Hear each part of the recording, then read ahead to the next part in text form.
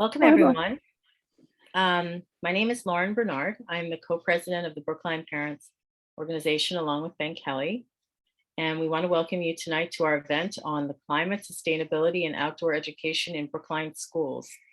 A little disclaimer, I'm not wearing sunglasses to look particularly cool or young like some of our high school attendees and panelists tonight. I have a weird eye infection issue and I can't deal with light right now. So I'm sorry if it's a little bizarre and I look like a bug, but there you have it. Anyway, we're very pleased to be offering this event tonight. This has been a long time in the making. We've done kind of mini events on sustainability, but this is the first time we've managed to get everybody in the same place at the same time, and it's very exciting. We have students from the high school, we have faculty from a couple of different elementary schools, faculty from the high school, and some parents and other community members. So this is really something we're very excited about. The Brookline Parents Organization was created in 2016 as a forum for parents to you know, have you think I know this by heart at this point. It's the medicine. Anyway, but we got started in 2016 and we seek to have an influence on governance of our schools and also issues about curriculum and anything really that impacts Brookline students and parents. We are pleased again to be offering this event, and please feel free to put some questions in the chat and we will do our best to get to everybody. Okay, Ben, take it away. Hi. Welcome. I'm not sure if I have a chat, so we'll figure that out. So save your questions if you have them. But I'd like to welcome you all. It's nice to see many of you I know and many of you I don't know. And the idea tonight is to kind of give a little snapshot of what's going on right now in the Brookline schools in terms of sustainability, climate, education, outdoor education, and kind of all things green. And, you know, hopefully talk a little about where we are and where we can go, where we can take this in the future. I think there's a lot of great things that are going on across the schools, but obviously there's a lot more that we can do. And so we've invited, oh geez, where and then all of a sudden there's a huge list of people. We invited Neda Sabeva and Brian Lee who are two Brookline high school students who have been very involved in working on these things at the high school. Roger Grandy, who's a Brookline high school teacher who's been working many years on these concerns. We have Nicole Chassie, who with a group of other teachers has been working on gardening across the district and outdoor education. We have Rebecca Salguero, who's a Pierce parent and who has been doing, like, I think a lot of everything in relation to these. She's co-president of Safe Routes to School, has been working on Pierce gardening and Pierce composting and also some district-wide stuff. And we also have Francesca Stark, who is a Driscoll teacher and runs the amazing Keep Club at the Driscoll School. So all of them are going to give us each a short presentation about what they're working on. And then after that, we'll be joined by Stephen Ehrenberg, school committee member, for a short Q&A, and maybe one other person. For a Q&A, kind of to ask questions and just have a little discussion about where we are and where we're going. So thank you everyone for joining us. Thank you to our speakers, and I will find Roger. There you are, Roger. And there you go. Okay, good evening. It's great to be here and to be able to have a conversation with the Brookline community and students, staff, and others on matters of climate change. I want to start actually by showing just a few slides, and I think I'll probably speak overall for just about 5 minutes. So I'm going to, hopefully I can share my screen. Give me just 1 second. I think it's going to include my my Zoom screen as well, which I can move around. Give me 1 second here. Okay. Everyone see that? Ben, just give me a thumbs up if that looks clear. Great. Okay. So this was some data from just about 4 or 5 weeks ago. It was a sustainability survey that I administered now for the second time at Brookline High School. So winter 2022. And I just want to highlight, I think, 3 slides. You don't have to read it all too closely. I'll narrate a bit. But this first one indicates that nearly all Brookline High School students are confident that global warming is happening, and the vast majority understand, probably shouldn't say believe, understand that humans are responsible for climate change. Secondly, nearly all BHS students, however, are not confident that global warming will be stopped. So if you look at that big green bubble at the bottom left there, the response that 2/3 of the students chose, and about 1/4 of all Brookline High School students responded to the survey. Humans could reduce global warming, but it's unclear at this point whether we will. And then third, over 1 in 3 BHS students say climate change negatively impacts their mental health, at least sometimes, and a small percentage reported frequently. So what does this say?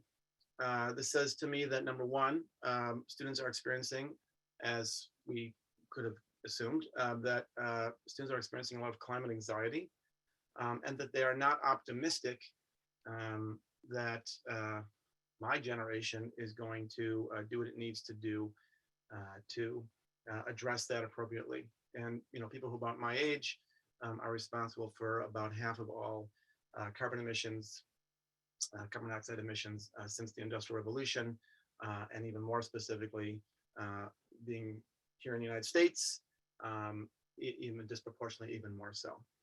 So again, what this says is that I do not think that we are serving our students on climate change, which will impact everything. It will impact the habitability of the planet, it's going to increase mass flows of immigration, create, and already is, gentrification in housing, challenges to our health, to our food system, to our ability to farm. And so the question I'm left with is, what is our obligation? I'm going to just look at one more slide, or show you one more slide. This is a draft proposal to make addressing climate change a core PSB value. So this would add one more of our values. And I'll just read it out loud. The idea is that all students would graduate green. We aim to strengthen our sustainability practices and curriculum, and to engage students, staff, and families towards that end. All students will engage in a K-12 learning sequence that includes yearly outdoor experiences to understand how human activity and decisions impact our natural systems, cause climate change, and exacerbate inequity. Students will cultivate skills to resolve social, political, and personal impacts of climate change, and examine the inequities and opportunities for justice in a rapidly transforming world. The public schools of Brookline will support opportunities for civic engagement and student leadership within our schools to address climate change and its intersection with race, gender, geography, nutrition, economy, and well-being. And I'm going to stop my slide share, if I remember how to do that. One second. So just to say, I just want to say a couple more things. It's not just that climate change is one of many interesting and important things. It's sort of the thing that is going to, in an intersectional manner, bring together, pretty much all aspects of human existence, and human as well as natural systems. This is, I think probably everyone would assume and know this, the ultimate threat.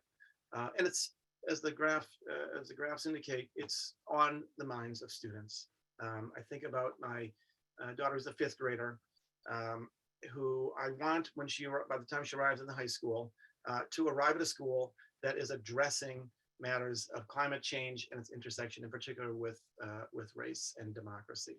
So just a few things, and then I'll stop. I also just want to add this: at the end of the last school year, the Green Team sent all PSB leaders, that is principals, people in the central office, and school committee members, a copy of this book. It's a tough book to read, The Uninhabitable Earth. We only heard from one of those people back. Not that they had to read it, but I think we're looking for that conversation to happen. And we'd still love to have the conversation with all of you, with the community, at least addressing one of the chapters in that book to get some conversation going. So I want to just end by saying some things I'd love to see continue and strengthen. And this is where you all, as schools, community, comes in. So start with some smaller things and then kind of move bigger. One is Green Zine. It's a K-12 publication, student publication. The next one's coming out in just a couple days. You'll see it in the superintendent's message and hopefully elsewhere. And some of the people on the Zoom right now work on that. It's an opportunity for students to write and illustrate what they're feeling and thinking around climate, outdoor education, and the environment. And again, it really speaks to what that data says. This is on the minds of students. They're looking for us. They're looking for us to address this. And we are, after all, a school community, and the ultimate aim of what our work is child welfare, is to prepare students, young people, to thrive financially, intellectually, and emotionally. And if we're not addressing the thing that's going to interfere with all of those things, then we're not doing our jobs, I would say. Secondly, farm to school. And again, several people on the speaking tonight are part of the farm to school movement. That includes strengthening food, transparency around food and local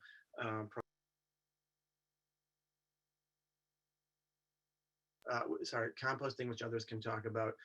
So pretty soon you're going to get a notice inviting more people to participate. We're looking for people to, on a volunteer basis, non-staff, community members to help us work on the initiatives that we've been putting together this past year. Thirdly is curriculum and curriculum development, and Leslie Ryan Miller, Deputy Superintendent for Office Teaching and Learning, has been beginning to convene people around that issue. You mentioned this, I think, is there Ben or Lauren at the beginning, this idea of pushing stronger for science and social studies. And I would really say social studies. I'm a social studies teacher, so this might sound a little bit whatever the phrase is, I'm trying to say, but self-centered. We know the science. We've known the science for decades. What we don't know, we haven't figured out, is how to manage the transformation to our natural and human systems. And we need to prepare not just students to know and understand this, we need to prepare leaders. And we could do that. We could do that with proper support. So advocate for that, please. That means more interdisciplinary learning. That means more project-based and student-centered learning. What it really, our opportunity here by addressing climate change, is that we can do really deep learning that I think all of us educators, myself included, want to do, but don't always have the time and the support to develop. So if we really do this right, and we really address climate change, we're going to really get into some deeper practices for learning. Penultimately, I would just say, Sasha Palmer, food service head, is working on this to hire a sustainability educator. And that could help coordinate several of the things I'm talking about, enriching our school gardens. And I'll end with this. Climate change is also the sort of one of the core issues of addressing racial justice and democracy. And I don't need to tell everyone here that we are looking at some decades ahead that are going to be very trying around democracy. It is eroding before us, not just here, around the world. That in of itself is a crisis. The sort of white supremacist movements are not just kind of something marginal anymore. That is also a crisis, an epidemic. And it is a trifecta of three disasters that will enhance each other. The epidemic of racism, the erosion of democracy, and all the calamities that come from climate change. So here's our opportunity. We cannot let it pass any further. Thank you.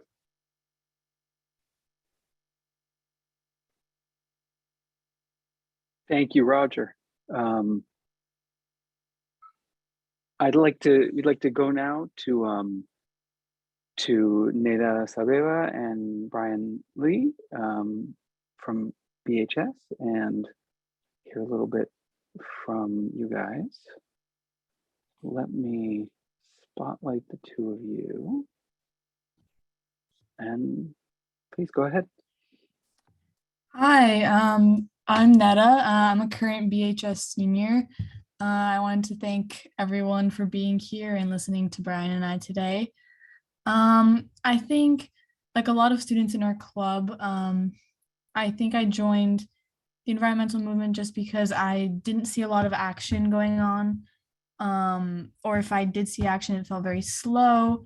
And like I just felt like I needed to get myself involved and do something about it.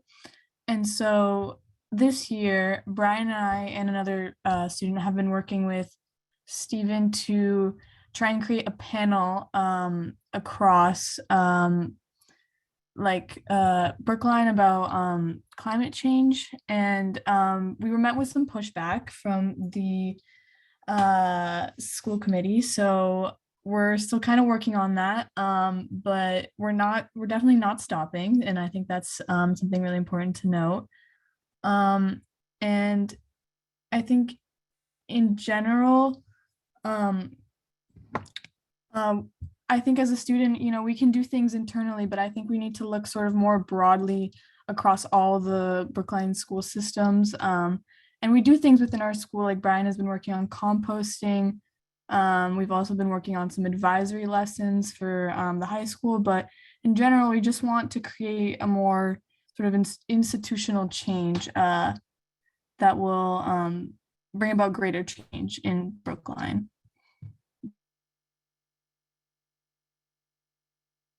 I guess I can go next. So my name is Brian. I'm a 12th grade student at Brookline High School. And speaking of the things we have been doing, I want to talk a little bit about our composting initiative, which I've been involved with. So we've been working with different volunteers from the cafeteria at school, with the solid waste department, and food and waste services people at school. And we actually did a waste audit in November last year to kind of examine how much waste that Brookline High School produces and how much waste that we missort. And it turns out that we actually, missort a lot, which is like roughly 50% of what we put in our bins. And one of the things that we found out, and I also talk about this with volunteers a lot, is that students do try a lot to kind of get these things in recycling and composting right, but we don't really know. The information is not transparent, and the administration isn't really on the boat with us on this. So it's really hard to make for everyone to make change around here. And we also have a lot of other initiatives like Netta. She's involved with the curriculum. It's called Graduate Green, and we're having advisory lessons about climate and sustainability in general. And I know that there's a legislative group that is working on pushing for different climate and green laws in town. We have community events, we had movie nights. So a lot of raising awareness going on. But again, these are I think a lot of effort from our community members, but not a lot of coordination and help from administration and leadership. And we would love to see more from that. Yeah, I think I especially want to emphasize that last point of Brian, that we really need like everyone involved. It shouldn't just be like students and like teachers or faculty. And I think like this is truly like one of the most like defining issues of our generation. We're like, there's no way for us to escape from this, and we're going to have to live through climate change no matter what.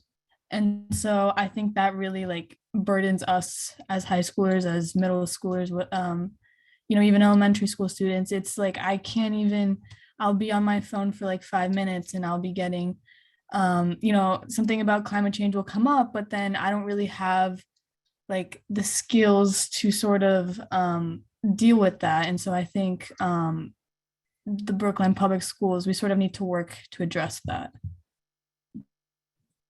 And adding on to Netta, the reason we started this proposal to school committee is because we don't really have climate education in Brookline, especially Brookline High School. I can't speak for other schools, but we only have I believe, 2 classes that are focused on climate change, and they are only available to only available to seniors, and they're not accessible to everyone. So not everyone wants to take it, can take it. And that's a big problem we have here. And also it's a really important issue. We cannot escape this. So we need to be prepared, and we need to know what actions we can take, and what things we can do to mitigate climate change and to really deal with this kind of messy future that is, you know.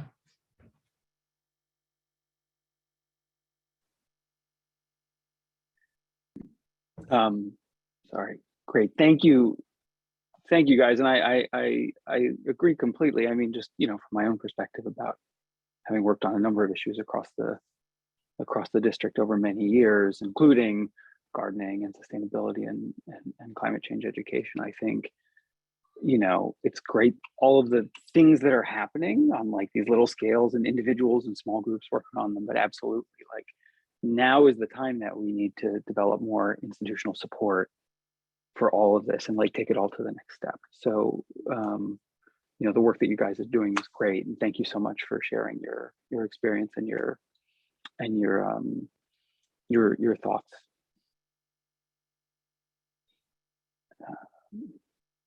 Sorry, I'm navigating the Zoom at the same time as I'm doing all of this. So I'm trying to go more or less quickly through all of this so we have time for the Q&A at the end. And so next I will find Nicole. Where are you, Nicole? There you are. And Nicole is a teacher at the Florida Ruff and Ridley School and has been working on the gardens there, I think, for a long time. And, you know, she and I have done some work on this stuff together over the past few years. And yeah, I'm looking forward to hearing kind of where you are, where it's going, and, you know, where it's come from, where it's going, and what your kind of next steps and hopes are. Yeah, thanks, Ben, and thanks to you and Lauren for bringing us all together, because I think this really is a critical conversation for us to have. We wrote Tanya Paris, who's a kindergarten teacher over at Pierce, and Lauren O'Keen, who's an EL teacher over at Pierce, and I wrote a grant for outdoor learning 2 years ago in 2020, which we were lucky enough to have funded, and it was a grant that funded about 25 teachers in all 8 elementary schools to focus on outdoor learning. And our work was actually funded for a second year. So I don't know, I found our agenda from our very first meeting 2 years ago that shares the grant goals that I just thought might be helpful. It's always helpful to have a visual for this. Let me see. So go back one slide. This is what we were working towards. So really the point of our grant was really recognizing that, you know, how powerful outdoor learning is for all of our students. You know, everyone who not only wrote this grant, but signed on to do it was somebody who was passionate about getting kids outdoors. But what we recognized, it was very inequitable across the district. You know, unless you happen to land in a classroom with a teacher who felt comfortable being outdoors, students may not have the opportunity to get out there. So we really wanted to build some partnerships across the district, make some outdoor learning leadership teams at each school, and then through our work together to create both digital toolkits and physical toolkits that could be used at every school to get teachers comfortable with getting outdoors. And then also to make sure that all of the outdoor learning spaces in schools in Brookline had the physical structures that they needed. So over the course of these 2 years, we've been able to spend a lot of time meeting together and making sure, first of all, to see what the baseline was at every school. Like, what is the outdoor structure at every school? What could we do to support people in building up those spaces? And we built a partnership with this great nonprofit called Backyard Growers out of Gloucester. And what they do is they go in and help schools kind of create an event called Salad Days, which really supports every grade level getting outside and planting and then harvesting in June. And then every student gets to enjoy the harvest that they planted. And the point of it is to get every student out there growing and harvesting and eating. So at Florida Ruff and Ridley, we're in our second year of piloting Salad Days. I know Pierce is piloting Salad Days as well. Runkle has some opportunities where they're also harvesting and planting now. They have a pizza garden. Lawrence, under Jonathan Norwood, they're continuing to plant and harvest both flowers and vegetables. Driscoll is also doing some amazing work under Francesca. They're doing their Three Sisters garden and doing, planting kale, arugula. There's a pollinator garden. So our work together has been really wonderful, not just to cross-pollinate and see what's happening across the district, but to really support each other in building up these systems. And I know we're short on time, so I'm trying to be brief, but what we have found, in our 2 years of working together is caring for a schoolyard garden in an outdoor space is a huge amount of work. And what happens is it often falls to a volunteer at the school who spends her time or his time doing it. And if they leave the school, all that information goes with them, and there's not systems in place at a district level to really support this work. And if we want to say we're equitably supporting all students in getting outdoors, composting and planting and building those critical skills for, graduating green when they get to high school at the elementary level, we really need to support staff around professional development. We would never do a new literacy curriculum or a new math curriculum without supporting all of the educators and understanding the tools and how to roll out that kind of learning. So, we see that as something really that's missing. We can help get our colleagues out there and start to feel more comfortable getting outside, but unless it's really supported at a district level, it won't happen for every student. So that's why the work that Roger brought up about, the farm to school initiative and the deep learning that is really possible that we could do starting in pre-K, up through the high school, it's really inspiring, but it's something that's going to take a lot of work and support from the district. So thank you for providing this venue for us to share. And we were so grateful to work on this grant, and we continue to do the work this year. Great. Thank you. Thank you so much, Nicole. Thank you for sharing what you guys have been working on, and thank you for doing the work and continuing to do it. And I think that, something that you said, it's tying everything together from like K through 12 and really like, how do we bring sustainability and climate and nature to kindergartners? And then how do we, support that growing awareness and everything through knowledge about climate change and being, good citizens and good stewards of the environment all the way through graduating green. And absolutely, it's going to take like the work of so many people and the support of the district, absolutely, to get to that point. So yes. All right, let me see. Next, we have Pierce Parent. Oops, I replaced myself. There we go. We have Pierce Parent Rebecca Salguero, who's I think co-chair of Safe Routes to School, and also is just everywhere doing like so many people everywhere doing so many things. So you please go ahead and tell us a little about Safe Routes to School and some of the other stuff that you'd like to share. Thank you, Ben. Hello, everybody. Yes, I do a little bit of everything. So I'm part of the Farm to School group. I'm one of the co-leader of the Green Team, Peers Green Team, together with Christy Lectris. She's also here somewhere in the audience. In the town, I'm a member of the Climate Action Brookline. I'm also the co-chair of the Safe Routes to School group task force, actually, together with Christy Lectris too, and Gareth Lawson, who is also, I think, in the audience right now. So great.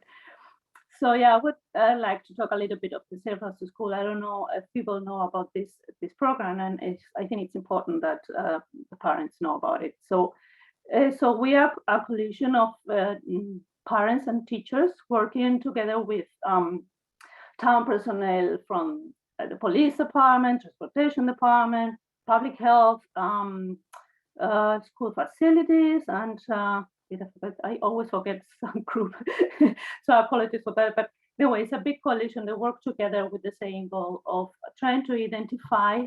We work in partnership with the Massachusetts Safe Routes to School program, and our goals are really to identify and address safety issues around schools and the vicinity of schools.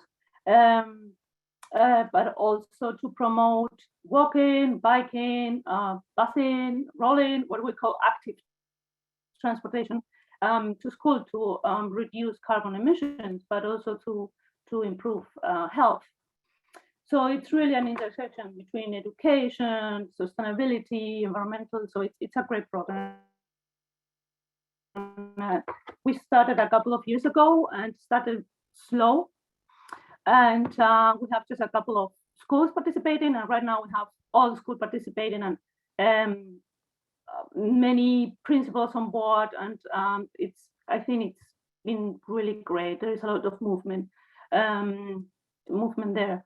But as Nicole said, it's a little bit of parents are interested, the teachers are interested in something, and they pushed, and then it takes a little bit of time until the district realized that this is important. So what I would really like to see is that all these programs, it's the gardens, it's the Safe Routes to School, Farm to School, any other, that they are really recognized by the district, how important they are, and they just don't fall into the oblivion when the person leading the program goes. And I wish the school committee would be a little bit more proactive. I know there are a lot of things. There are a lot of things that we do. There are a lot of programs. There are a lot of things. But I think if you see that really a push from teachers and parents and students that really would like to do that, they really would like to work on the gardens. They really want to learn more about climate change. They want to go to school and arrive safe, right? And walking, so they don't need to use their car to go there because it's too dangerous. So they don't want to walk there because it's not safe enough. So I think this need to be really addressed, and I really welcome everybody who would like to join me or everybody in this panel who wants to really help us with those goals. I'm super welcome.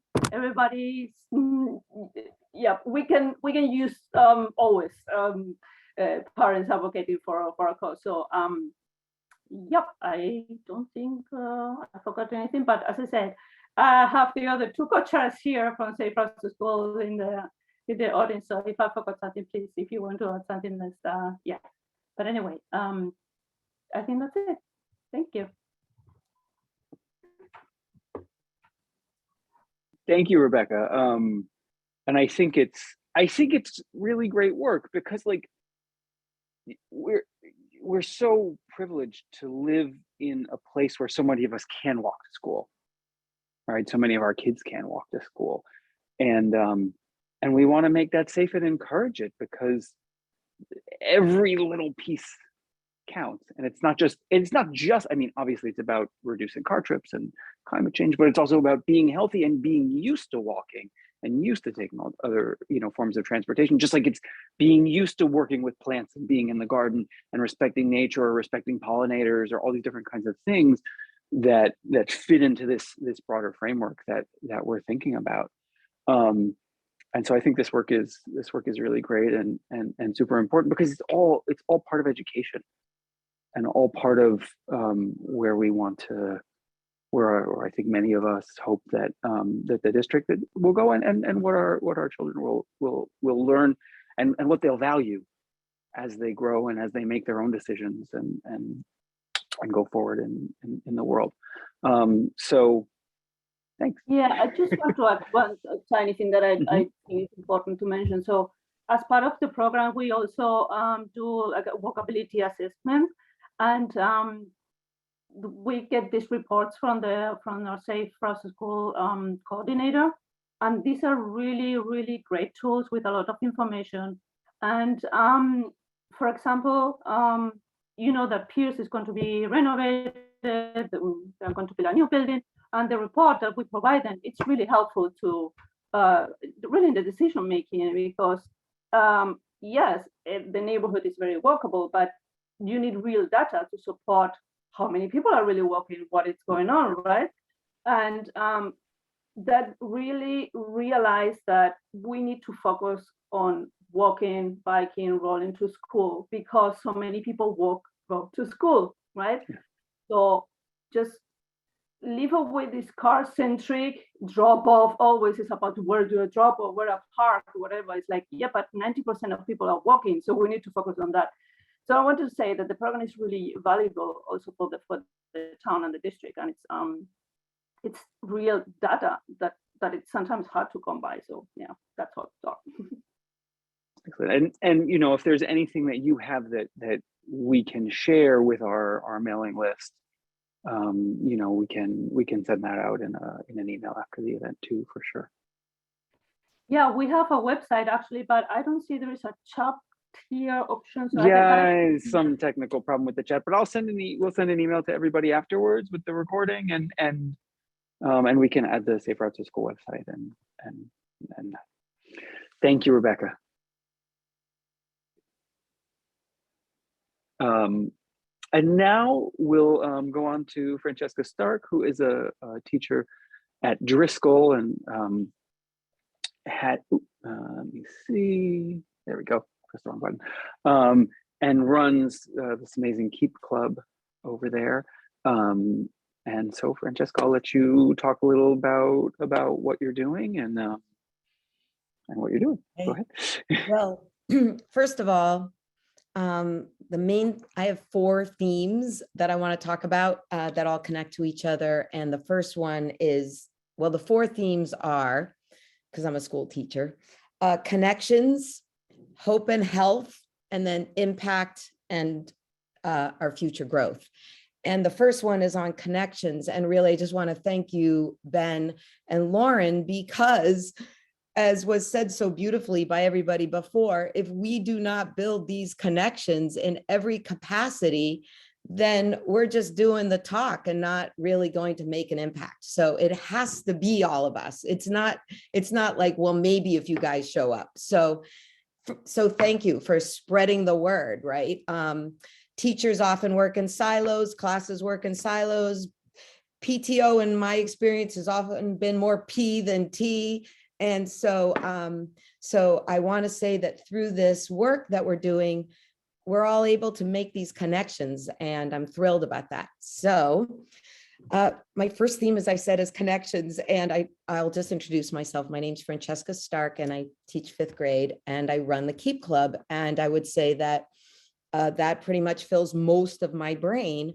It's what I think about all the time. I do have a family, but yes, these things are preeminent in my experience. I'm going to share my screen just so you have an understanding. Some of you know a little bit about the Keep Club, but the Keep Club is a grades 5th to 8th club at Driscoll. And the reason it's 5th to 8th is because I teach 5th, and I wanted to keep working with my students and keep going with the work we had done. So it's other kids want to be in it. I would say every kid, once they find out about saving the earth, wants to participate, and they need ways to participate in the school at every grade. So, but right now we're just 5th to 8th. And this is the website, which Ben, you can share later if you want. We're about 50 students right now. Not everybody comes every week. That's a picture from a couple of weeks ago in my classroom.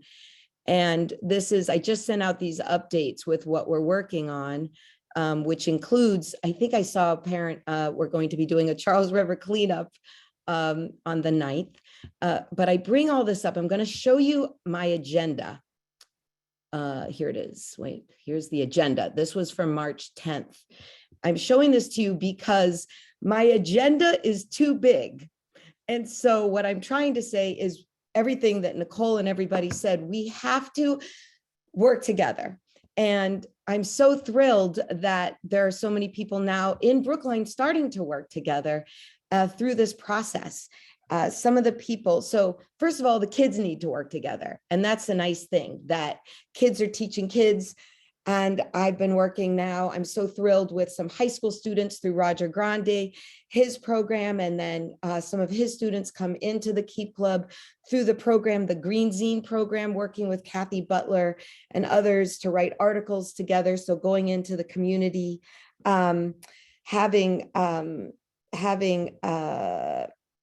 oh, so also just the garden grant. It's like the first time I've been meeting regularly with other teachers, and I'm working with Nicole and Jonathan on reducing. Jonathan took pictures of his refrigerator in his classroom. It was stuffed with food waste. And Nicole and Jonathan are like, that's disgusting. It's appalling, all this food waste. So we've been working on that together too, because there's so much food waste, and we're auditing food waste, and then working with Shema Medhat, who's I hope everybody knows is the sustainability, the recycling coordinator in Brookline, and she's going into all the schools to try to create a composting program in all 9 schools, so that it's not just the school who has the great volunteer, like to actually make it so it's in all the schools. So I'm just going to briefly show you some of what we're doing. That's a list of the students, sorry. One thing about sustainability that's great is that it involves everybody and all talents. So whether you want to work on doing like bow seed awareness, some of you may know, they have a competition to do sustainability art, and kids can win all kinds of awards for doing incredible art around sustainability. And fortunately, our schools are doing that too, more and more, and we need to do that. Let's see. So I had a sewing circle that were making masks and other things in the Keep Club. And that we had one of my students' grandparents who knows how to sew come in, because Brookline schools actually used to have a home economics program where kids were taught how to sew, but now we don't. So again, sustainability is not just in the books, right? It's a hands-on experience. So we had a sewing circle with the Keep Club. We had a bulletin board to show the 5 most intense kinds of plastics in our ocean. And the first one were cigarette butts, but we didn't want the kids to pick up cigarette butts. So this is a picture that Olivia Rayolt, our art teacher, taught the kids how to make fake cigarette butts. And that's one of them. I don't know if you can see that picture of it. So we have our bulletin board includes that, lots of work around that too. I'm just gonna see if I can scroll better because you guys are, okay. So we are working on composting, as I said, with Shema, working with parents on making outdoor composting, this thing called a snag. I'll show you a picture of it in a minute. We have students who are working on fish sustainability. We have students who are writing and working with Mothers Out Front to prevent all the gas leaks happening. And as I was saying earlier, I saw some of the high school students who are also at the rally to prevent the gas leaks. We're working with students we have a school newspaper and also the wonderful Green Zine, getting kids to write articles about this. So they're both learning about persuasive writing, which, by the way, is in all the grades, like every grade in Brookline schools. I don't know if parents know this. There's usually a persuasive writing component. And what better way than to try to protect our planet? We have a litter brigade and an auditing of litter brigade. where we go out and kids can just go out, even if they don't go to the Keep Club, they can audit litter and see how much. And there's a lot of cigarette butts they find, and masks, crazy amounts of mask pollution, right? Just insane. We're working with PFAS. We're not working with PFAS. PFAS is sticking to us, as many of you know, but how kids are learning about that. And I'm trying to get our middle school science teachers. I mean, I'll slow down to say all of this can be taught in all the grades, but not all of this can be taught in every grade. So which grade you would teach PFAS to with chemical and all of that would be in the higher grades, but teaching kids like the first grade, I talked to Steve Ehrenberg, our wonderful school committee member, who's giving us all hope that the school committee and all of us can work together. But I was talking to Steve about how first grade studies bugs. And rather than just learning how to study bugs, we need to have kids go out and find out all the bugs that live at their school and which ones are harmful and which ones are not harmful, and integrate it. So it's not an extra. Let's see, we're working on a petition to scrap the cap. Basically, you know how people tried to stop straws? This is to try to stop all the extra caps that we don't need on all our cartons. We're going to do a beach cleanup with Save the Harbor, Save the Bay. I say this because we have to get our kids to work with each other, but also other organizations that are working on this. And as I said, we're about to do a river cleanup. One of the parent volunteers, Phoebe Hyde, who I think I saw her name, she's working, and we're going to do one. We have to do it. We're doing it April 9th, and we're not doing it on Earth Day because Earth Day is in school vacation week. Somehow that doesn't work well. Have you guys ever thought about that? So anyway, schools have to have their own Earth Day. And so we're also going to have an Earth Night, which will be in May, that I'll tell you all about later. I'm going to turn this off now, just because I don't want to overwhelm all of you. But my main thing is to say, you can see there's so much to do, but we need to have all teachers, all hands on deck. And it's just so exciting what we can do together. The health and hope piece, like health in the school. I want to say that kids missed a lot of schooling during COVID, but the worst thing that has happened to kids, in my personal opinion, that you, Roger, talked about, is the anxiety level going up in our students. And nothing helps anxiety like nature. Just nothing helps it better than being outside and stomping around in it. So when kids even just go out and they pick up trash, they come in and they got rosy cheeks, like they feel better. So I just think there's nothing better than what everybody in this group here is hoping for. Thanks very much.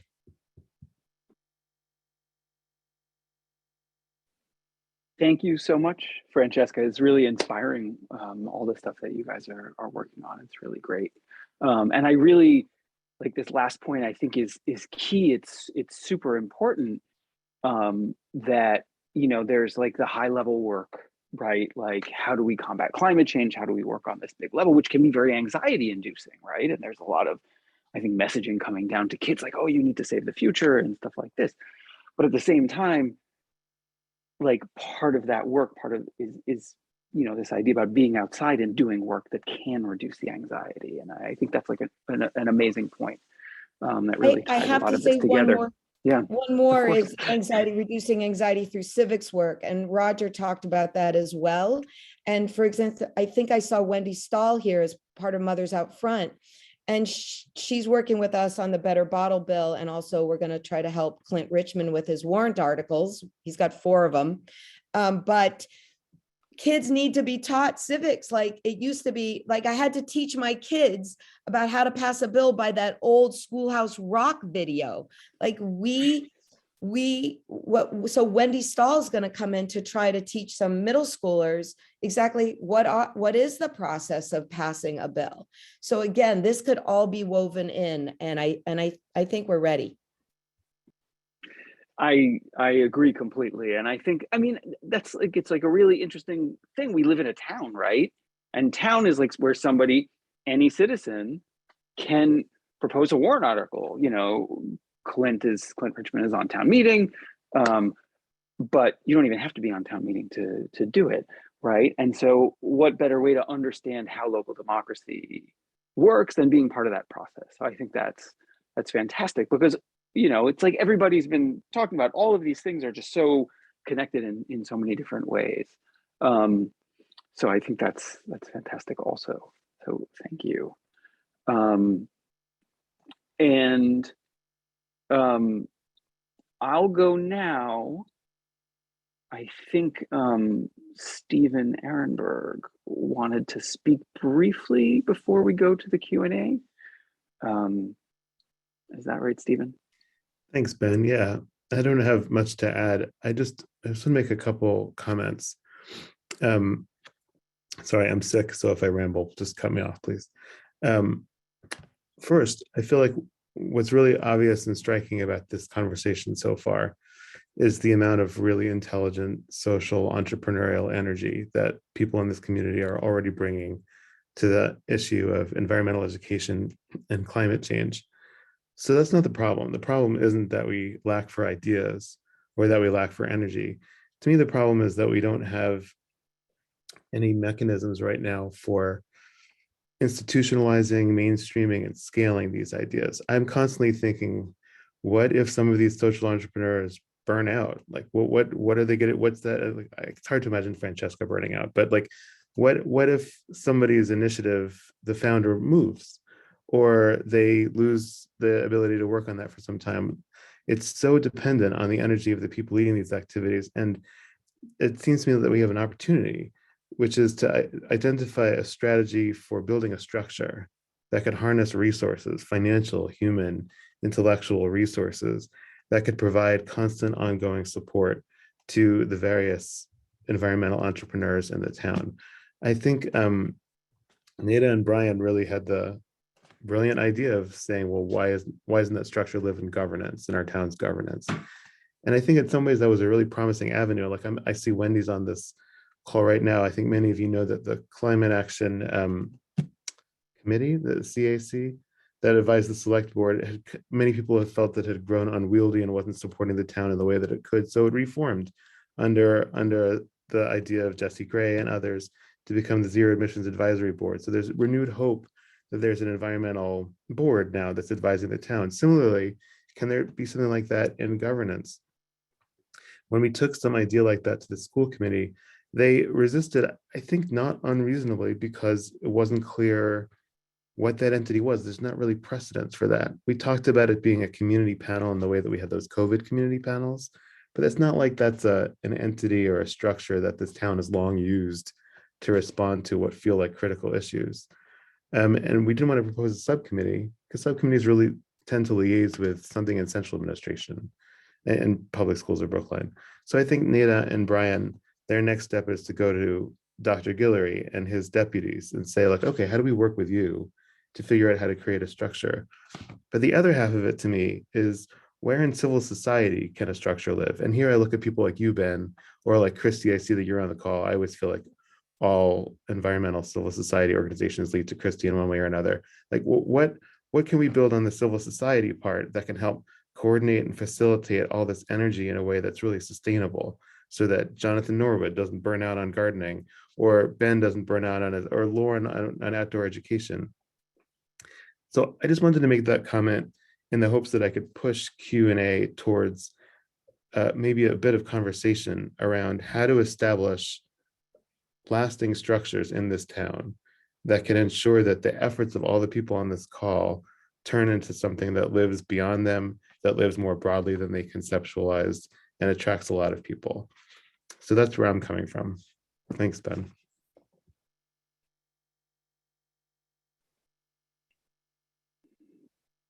Great, thank you, Stephen. I think that's absolutely, a vital question, is like, how do we create that? And I think it's not just in one place, right? There's many places and many ways that we can do this, and it kind of leads a lot of the discussion. I want to kind of go into this Q&A portion, and as much as a Q&A, more like an open discussion about these ideas. And you know, we received an email from a teacher of many years who had two questions, one very simple or 2 points, but I thought they would, the first one was simply, we're drowning in plastic. It's so disheartening to see that every sandwich box, every hummus container, every bag of craisins served every day goes straight to the trash for really thousands of students. There has to be a better way.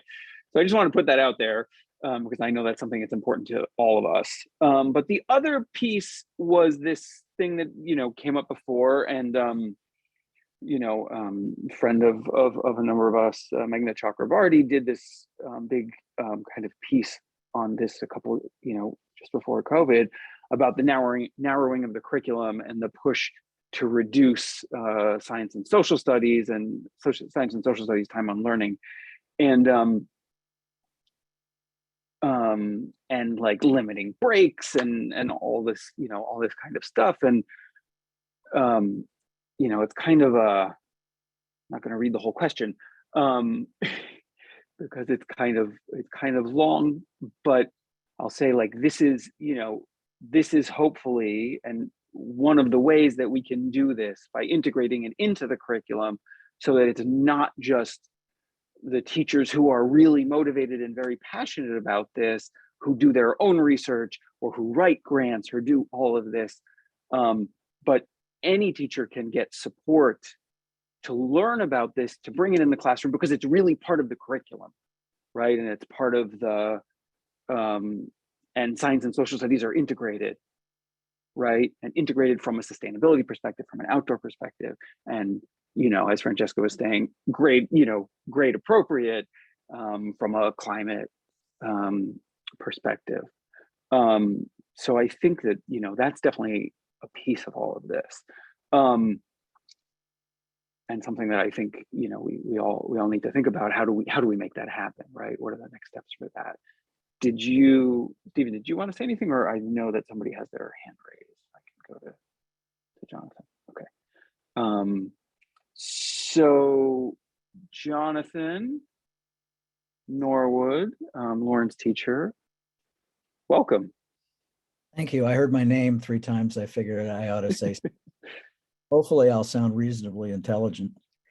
First of all, I want to say I'm glad to see that Emily Speck was here. She's our K-8 science curriculum coordinator. I'm very glad to see Stephen here. And although Leslie Ryan Miller is not here, I've talked with her several times over the last 6 months now that she's deputy superintendent for teaching and learning on a number of subjects. And I just talked with her on the phone a couple of days ago from Minneapolis, and I know that she is fully committed to doing what she can do to bring back project-based learning, to bring back integrated learning, and to bring back science and social studies. So I want to acknowledge those people and their efforts. I also want to say that we created this problem in Brookline. If you're a student of educational history, if you're a student of Brookline in the last 20 years, then you know that these were outcomes of very conscious decisions in the corporate education reform movement, in the Common Core state standard movement, and the reduction of science and social studies that Ben referred to, that Meghna pushed back on so hard. And by the way, Stephen pushed back very hard on that, and I was involved in that too. I was at those school committee meetings where school committee members at the time and central administration, who are long gone by now, said, oh no, we didn't cut science and social studies. And Meghna put in front of them the statistics that I had given her for the allotment of time that I was told I could spend on various subjects from year 1 to year 2 to year 3 in this cutting process. And they said, oh, there must be something wrong with those numbers, because we haven't cut science and social studies. So we created this problem. And to me, it's easy to fix. It really is easy to fix. put back project-based learning, put back science and social studies, put back integration, and let the teachers and some of our friends in the parent community exercise their innovation, their creativity, their imagination. You heard from a lot of teachers just now. They're doing the work on their own that they know is important. And it just has to be recognized. It has to be valued. It has to be incorporated in the core curricular standards of Brookline. And that's not hard to do. It just takes people who are in charge knowing that it needs to be done. And I'm going to close here. I'm sounding harsh, I know, but I'm going to close here by saying that I think Stephen knows that it needs to be done, and I applaud him for that. I signed his daughter, Cora brought it out to me on the playground, Stephen, and I signed your petition for being reelected to the school committee. I hope everybody here and lots of more people vote for him. And Leslie and Ryan, when I'm long gone, you need to keep Leslie Ryan Miller.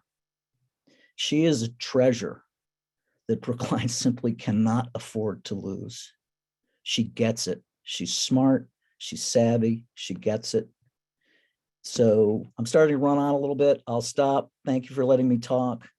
Anyone, anytime wants to contact me, jhnorwood717@gmail.com. Thank you. Thank you, Jonathan. I'll say that yes, it does seem like there's a lot more receptivity in central administration, and I hope that all of this work that's happening, you know, all of us can help them to do the kind of things that Jonathan's talking about, and to really improve the curriculum and bring it to where it needs to be. So thank you. I will open it up. Do any of our panelists have anything to say? Does anybody have any questions? We're planning to go to 8:30, so we have about 25 minutes to just kind of talk generally. If anybody would like to share ideas, the floor is open.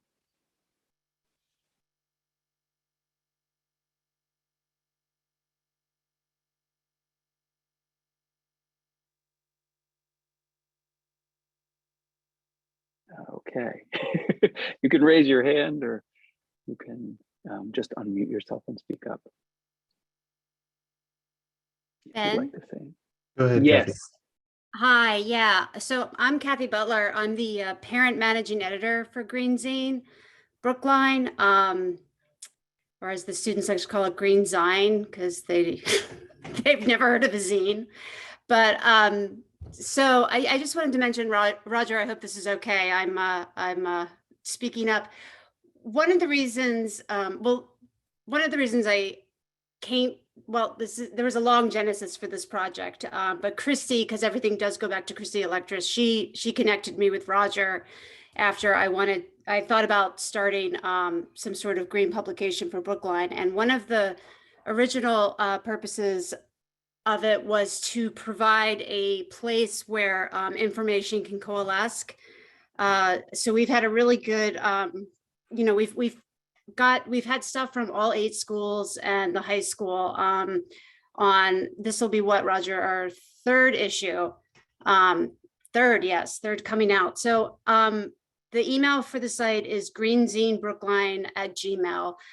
If there are things that you want advertised in it, please send it to me or Roger, because it really, like I said, it's, you know, it's paid for privately, so there's no restriction on it. We can put whatever we want, I guess, in it within reason. So if you want, you know, like I said, if you need a place to kind of bring everything together, just send it and we'll put it in. Right, Roger? Yes. Okay. That's all. Thank you.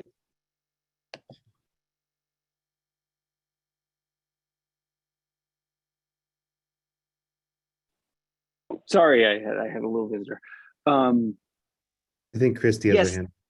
Oh, Christy has your hand up. Okay, great. The only other thing I would just add to what Kathy said is if anybody doesn't have the email, we'll put it, we'll put the contact information in our email that we send out after this, but feel free to email myself or Lauren or the BPO, and we will, definitely forward anything to Kathy.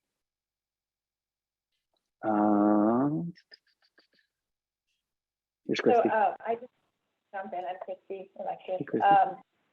I've not been as involved this year as I would have liked to have been, but really excited to see everyone here. That I've connected with many people across the schools, because a couple of years back when my oldest daughter was just starting into schools, I was like, okay, so where's the green initiatives? And it turns out there were tons of them, but they were all buried in different corners. And that's when I met Ben, when he was working on the gardens. And so, going back to what Francesca talked about, it's like connection is so important, because you all know what works and what doesn't work in your own schools, but there's a lot to learn from each other. So I guess in the spirit of, ideas of how to keep things going, I know that a group of us had started trying to set up meetings just before COVID hit, and we had some momentum with it. Roger had run that first survey, and we had gotten a group of, 100 educators and parents and staff members kind of as part of this Brookline Green Teams listserv, and some of them came to meetings in person. But I would wonder if there's a way to keep the learning going. I think that listserv has become a little dormant. People maybe don't feel comfortable having discussions on it. So it's sort of like some people will post announcements, but if people are willing to meet in person again, I'm curious, or if there's, do people want more Zooms? I don't know. I just opened that up, and whether meeting, the civil society and staff and parents have opportunities to meet around different topics. Would that be like a starting point, at least, for more of these webinars on specific topics, so we can more actively work on them together? Christy, can you say a little bit about what the Green Teams listserv is and was? Sure. So I met Ben. He was working years ago. He was working on creating a list of garden contacts, and I had been researching all the contacts doing sustainability things. So years and years before the Brookline Climate Action Brookline had started Green Team as they were getting involved, connecting students and teachers together to work on projects. So I came in and I said, well, let's start figuring it out. I met Rebecca. We got a team started at Pierce. And I just tried to connect to some of the existing teams. I think Lawrence had a vibrant team still going. I think a few other schools had a few members.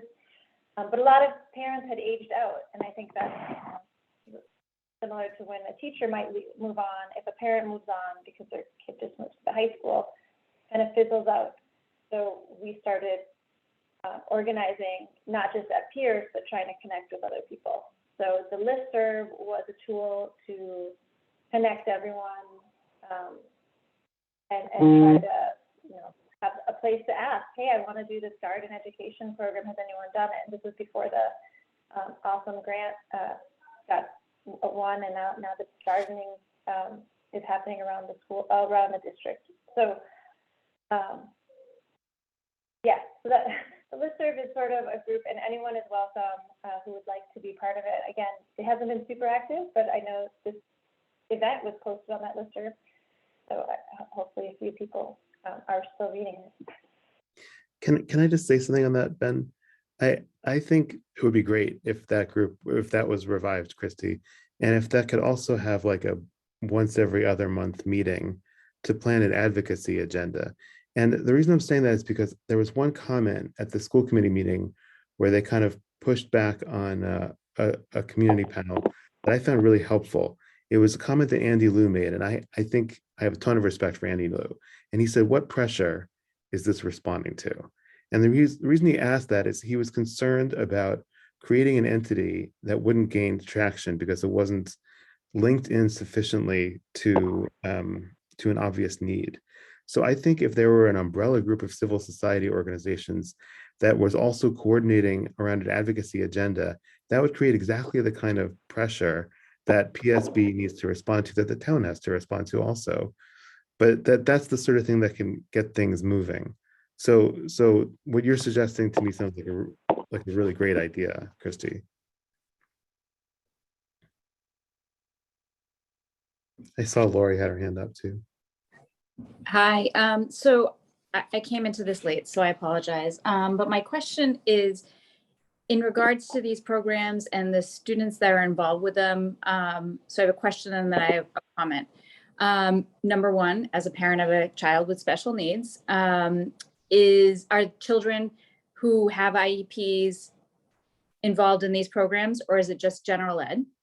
And then also, if it's not, can we do inclusion programs? Like, so we're mixed, we're having programs with, this could be sensory. We're talking about being outside. So this, sensory needs, we're talking about putting your hands in dirt. We're talking about touching, feeling, seeing, like we can work with OTs in the school.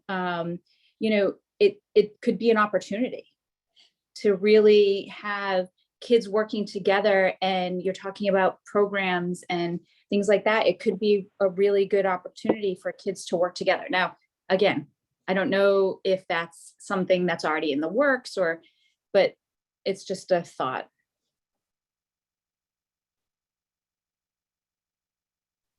Nicole, I saw you raise your hand. Did you want to speak to that directly? Oh, you're muted, sorry.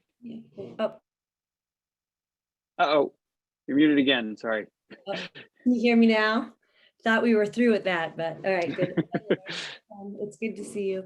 I can speak to, just gardening in general in the school. One of the things, anybody who's been outside in the garden with their class or even their own children, if you're a parent, can see the absolute joy that they have when they're there. So that's what we were really, our main goal of the grant is to make that experience equitable. So it wasn't just, that you happen to be in this one class, that really everybody had access to that. Piloting the program that we're doing at FRR and some of the other schools is truly meant to give every student the experience at least twice a year to be planting and harvesting, and then to make that experience as accessible as possible for all of our students. And it's really an incredible opportunity for our students that are learning English, our students that are differently abled, our students who don't get opportunities to work outside, to have that common experience together. So, our OT at our school is a major member of our garden team, and she finds many ways for students to get out there and to use the space, because it's such a practical application of how they would use their hands. I think that's why it's so important to make sure that these opportunities are available to every single kid in Brookline schools. It's what we're working towards, but it takes a lot of work. Great, thank you, Nicole. And thank you, Lori, for an excellent question. I think sorry, I keep pressing various buttons and things are jumping around, but I think it's absolutely a key point. And I know for myself as a longtime advocate of garden education, I feel like it's a great way that kids of all abilities can really work together, and do positive work together. I think I'll go next. I'll just go in the order of raised hands. So Roger. Yeah, I also want to thank Lori for the question and comment. I can really only speak about the experience of the high school, but a lot of the work that Netta and Brian do, for example, is during a club block. So any student or nearly any student would have access and opportunity to participate in that. But what I'm hearing you highlight, Lori, is that this is again an equity issue. And right now the high school is the only school that doesn't have a garden. Strangely, although we've been told we have space now between the pool and the train tracks, the T tracks, which is a place that most humans have never seen and probably won't. But we're going to try to make that work. And Parks and Rec is supposedly going to build us some ADA compliant raised beds. So, we're looking forward to that. We're excited about that. Last summer, I ran into a teacher I didn't know at a playground who's, I think, a teacher in the RISE program, a special ed self-enclosed program, and was just so thrilled about the opportunity that she could bring students potentially to a garden. You mentioned sensory experience. We don't have that garden yet. We don't have the programming yet. And which is why I'm going to again say, please look out for, maybe we'll send it to through the BPO as well, the invitation to join the farm to school team. We're just trying to finalize that. And again, we're not looking for people just to kind of show up and be like, oh, this is great. Like, we're looking for people to do work and to really build the initiatives, which include support, particularly at the high school where there isn't a garden, but doing more connection and more curriculum support that can, as Nicole spoke about, that can connect the teachers across the schools and, give them the time and support they need. Last thing I'll mention, one of the initiatives, but it's kind of sort of died down a little bit, that we began to develop through the Farm to School was the idea of, so it's really just an idea and a dream at this point, of stipend or paying, let's say 7th to 12th or 9th to 12th graders to do work in the summer. So they'd work with 1 or 2 gardeners to maintain where needed the school gardens so that they're curriculum ready in September. They would get some skills, they'd get some outdoor time. They might even get a little food justice curriculum that we could define. But again, we need people on the Farm to School team to help get that going and to and find some money for that. But I think Leslie is potentially interested in that as well. So look for the Farm to School invite. Great, thanks, Roger. I think Rebecca was next. I'm just going to go in the order of the hands. Yeah, so thank you so much for this question, Lori. So speaking of the Safe Routes to School, one of the components of the program is education. So we have, for example, last year, we organized a bike rodeo where kids learn how to ride a bike and the signals and how to stop and all the things. We're going to do another one this year, so stay tuned. It's coming. We will send the information. But also there is another component in schools where we have like workshops about, for example, pedestrian education, how to behave in a crosswalk, how you have to do, and all the things. So the thing is that we have a pedestrian advisory committee liaison in our task force, and also bicycle, but we don't have any special needs liaison. So it would be great if we could have some advice on how to integrate the special education with the Safe Routes to School. I really would love to do that. We are trying really very hard to integrate with the MEDCO program, and it's been we're getting there, but I think special education, we haven't thought about that, and I really thank you for the question, because I think we really need to do that too. So if I may you contact you maybe and we can talk about this. That would be awesome, if I may. And if I may interrupt, just to say that my husband and I, along with another parent, are the CPAC reps at Ridley. So feel free to, reach out to us, and we can put you in touch with the acting, chair right now for the CPAC. But CPAC is another, great resource in the community for our special ed, parents who have children within the community who are, in Brookline. So we'd be happy to help. And we're also on the student site council for Ridley. So we'll help in any way that we can. Great. Thank you so much. Great. Thank you. Thank you again, Lori. And thank you, Rebecca. And Emily, go ahead. Hi, for those of you on the call who don't know me, I'm Emily Speck. I'm the K-8 Science Curriculum Coordinator here in Brookline. Jonathan referred to me earlier. I want to say thank you everyone for coming and highlighting some of the really important work that takes place here.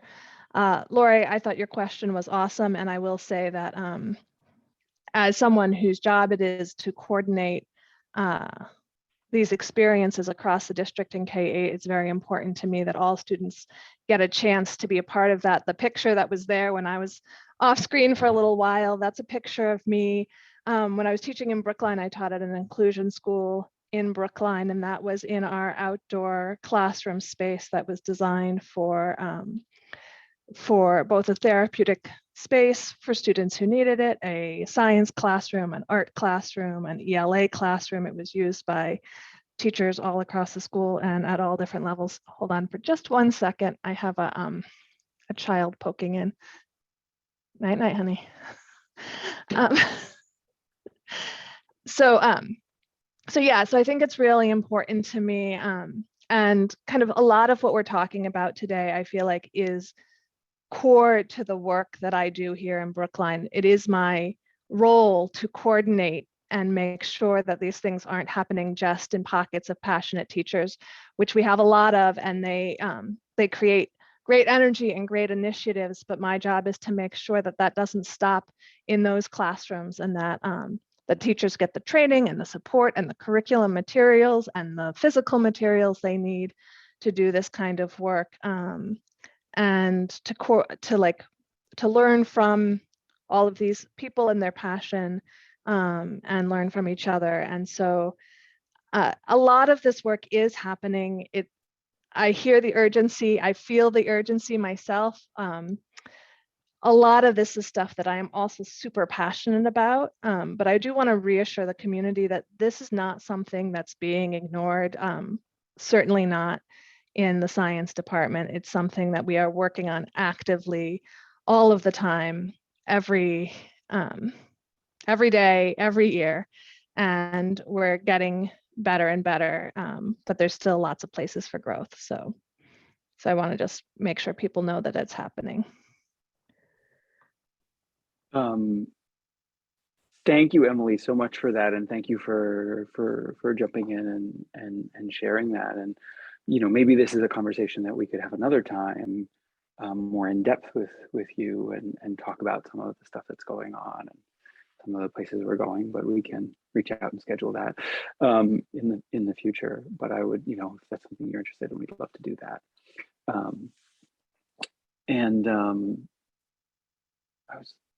And I think we have one other hand here from Phoebe. So Phoebe, go ahead.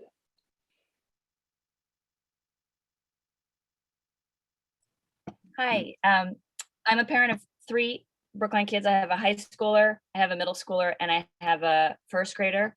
And I've worked with Francesca a couple times, and it's been really amazing, but I know she's completely overburdened. And so I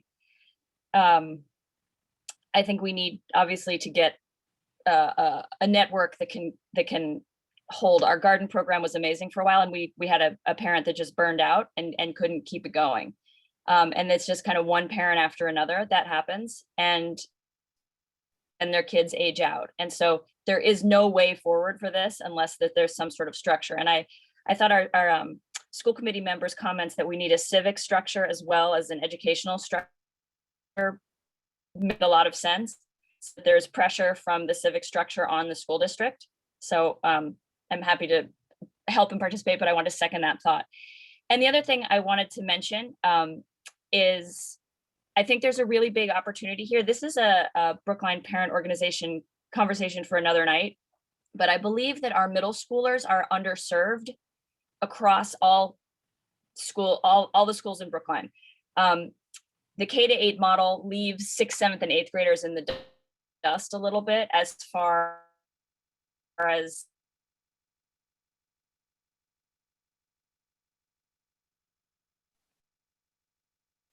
I think think the internet has schools left in the us district, hanging. 9 Oh, schools. sorry, Phoebe, we Can you hear me lost you for now? a second. Could you just rewind about 15 seconds? Sure. Where the underserved middle schoolers, did you get that part? That was as far as we got. And then the Okay. follow on from there is what we missed. So there's not a lot of collaboration between the schools. There's a kind of a lack of extension activities in those grades.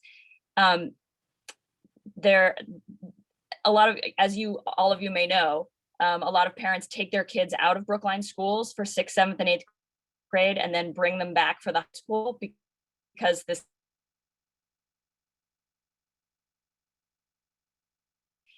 is an opportunity for, did you lose me again? You're in and out. I think this is okay. The 6th, 7th, and 8th grade, the middle school is an opportunity to roll out programs. I think you'll get buy-in from parents with more educational opportunities for the middle schoolers. And I think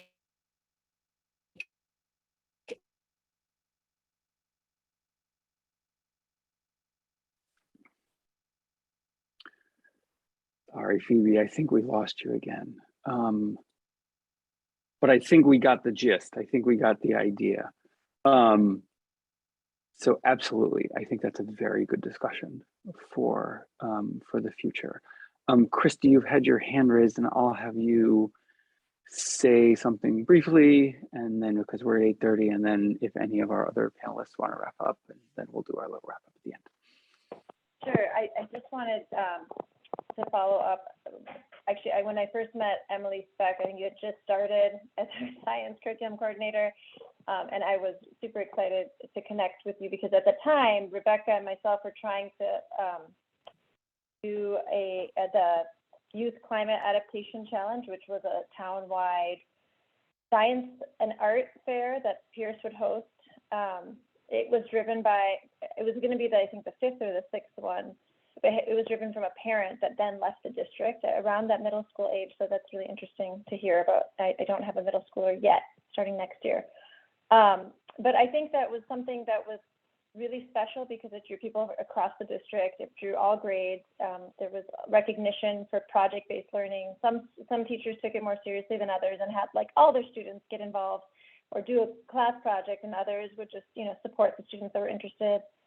Or kids would just do it on their own. But I would love to see that come back. But I don't know that it can be a one parent or two parent thing because as we saw, it was not hard. It was not easy. We had to cancel it right when COVID hit. That's when we were kind of getting all the logistics down. But I'd love to see that as a way for the town to collaborate and kind of support that project-based learning, do it through, with the support of the schools as well. I don't know, just another idea to put out there.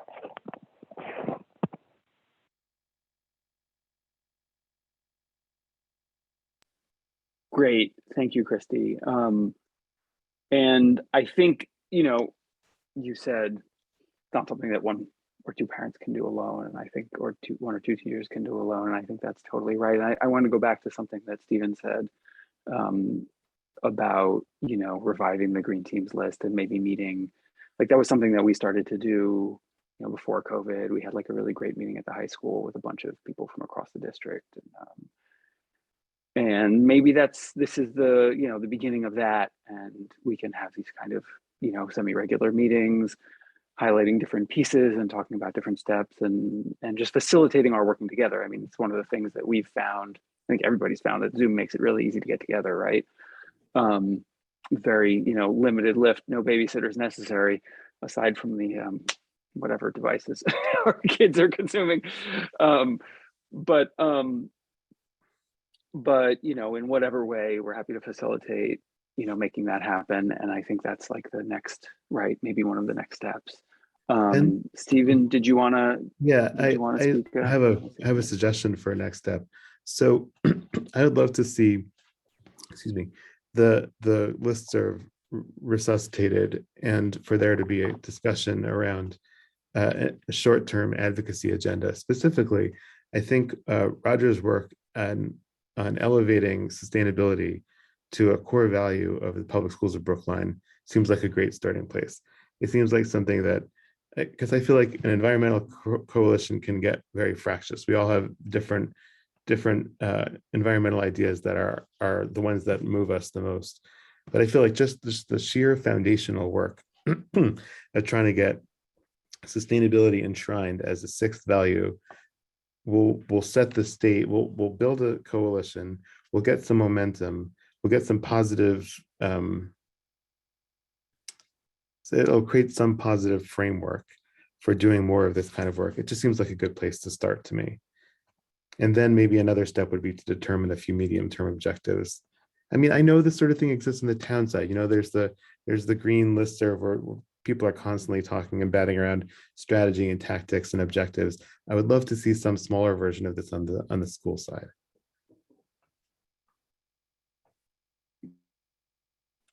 Yeah, absolutely. I think all of that is great.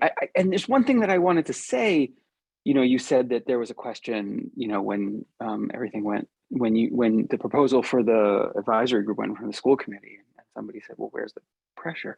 I feel like I mean, I've been working on this stuff for a while, right? The pressure's there, but I think like the pressure is so many of us doing so much work, right? And that's what's been happening. And so many people have been putting the work in to do this in different schools, in different places, rather than kind of, you know, sending emails to the school Right. committee. If that's the kind of pressure that it takes, great. But I survey the scene from however long I've been doing this, right? And I say, wait, there is a lot of pressure. It's just not necessarily manifesting itself in, you know, emails to the school committee, like in the kind of like standard I way of agree with like you, fire Ben. hose.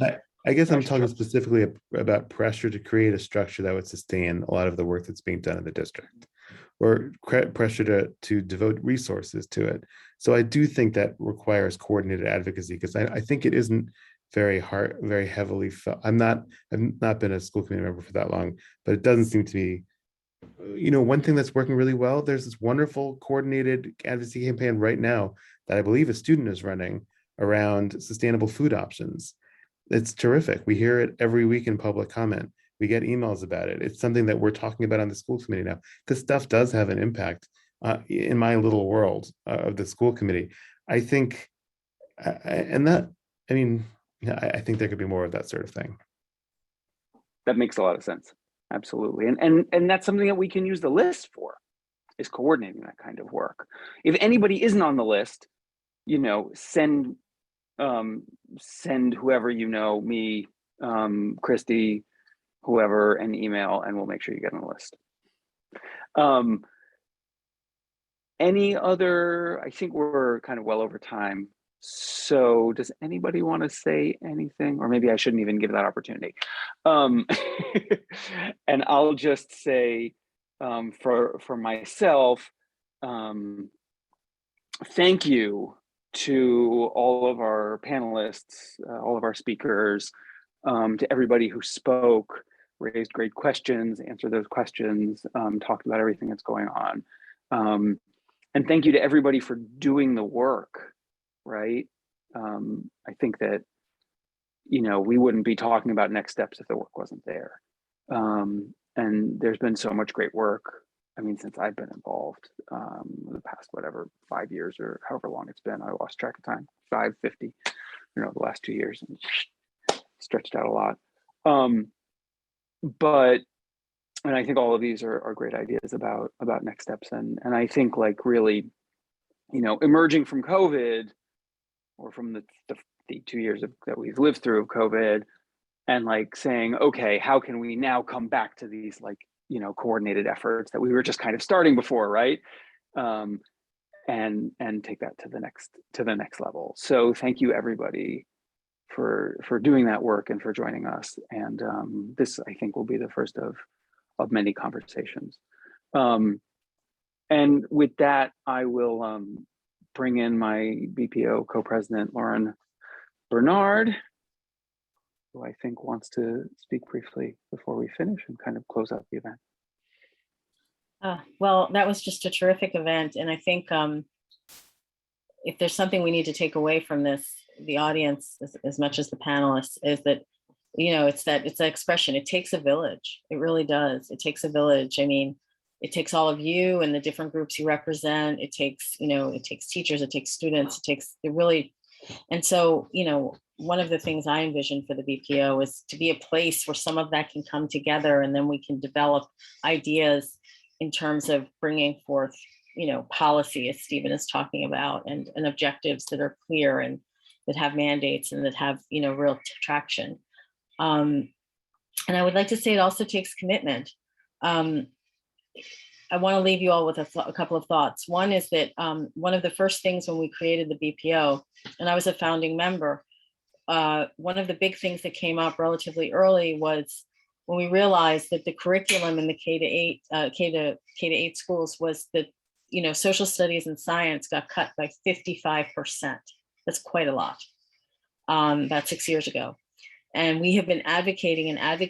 And when Stephen ran for school committee last year, this was a big part of his platform, to restore those minutes. And I think now it's imperative, because if we're going to make climate, sustainability, all of these issues part and parcel of the curriculum, then those minutes have to be restored, because there's just not enough space in the day to even talk about them the way it's currently configured. And social studies too, because to not understand it's like what Roger was saying, all of this is linked. All of the social concerns that are going on now and the climate, they're all linked. And to understand how we got to this point from a history perspective, I think is also very important. And for parents out there, we're all parents in the BPO. That's what that's our raison d'etre, is that what Roger and others talked about in the beginning of this is that the anxiety for kids is there. It's very real. And somehow our job as parents is somehow to balance this awareness, this need for awareness, and this need for action and commitment on the part of our children, and somehow temper the anxiety, get involved, and you can help, do something about it. But it's a delicate balance. And I think that, having things in the curriculum that speak to children in a very specific way. And Phoebe's point about the middle school is very well taken. I think this is a real place. These are some of the kids who are the most anxious. That we really need to make that a priority. And, if you want to send letters to us at the BPO, send emails, we can really become a point of advocacy for the curriculum and for, a way to approach this in a social emotional health perspective as well. At any rate, we've all talked enough. I wanted to thank you all for coming. It's late, but it's been a terrific, really terrific event. Thank you for all of our panelists and attendees for coming, for speaking, for all of the work you've done. And we're going to be having a bunch of other events coming up soon. So please stay tuned for our emails. And thank you and have a good night.